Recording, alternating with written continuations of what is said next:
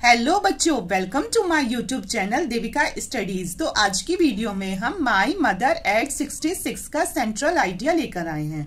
तो बच्चों, जब भी आप एग्जाम में सेंट्रल आइडिया लिखकर आओ तो सबसे पहली लाइन में आपको उस सेंट्रल आइडिया का नाम लिखना है और फिर उसके कवि या कवित्री का नाम जरूर लिखना है। तो जैसे हमने शुरुआत में लिखा है कि the poem my mother at 66 composed by Kamala Das.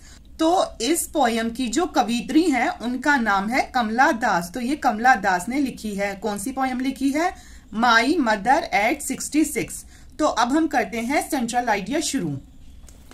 तो हमारा सेंट्रल आइडिया है कि this poem shows the fear of losing her mother of the poetess.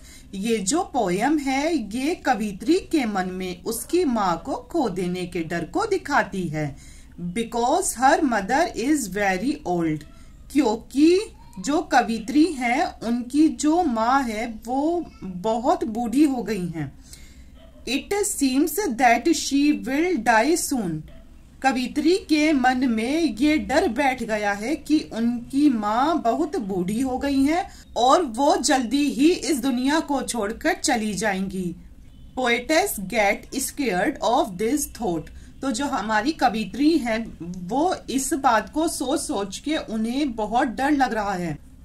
To come out from his negative thought. अपने इस नकारात्मक विचार को दूर करने के लिए कवित्री ने she look outside of car. कवित्री ने कार के बाहर देखने लगती है। The world outside is full of joy. तो वो देखती है कि बाहर की जो दुनिया है वो बहुत ही खुशहाली से भरी पड़ी है। The young trees seems running fast. वो देख रही है कि जो छोटे छोटे पेड़ हैं वो तेजी से आगे बढ़ रहे हैं। Children looked very happy at the airport. They had undergone a security check.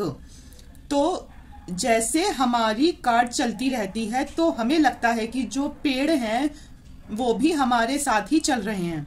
अब children looked very happy at the airport. हवाई अड्डे के बाहर जब वो देखती हैं तो वहां उन्हें बच्चे बहुत ही खुश दिखाई देते हैं, जिससे उनका ध्यान थोड़ी अलग जगह चला जाता है।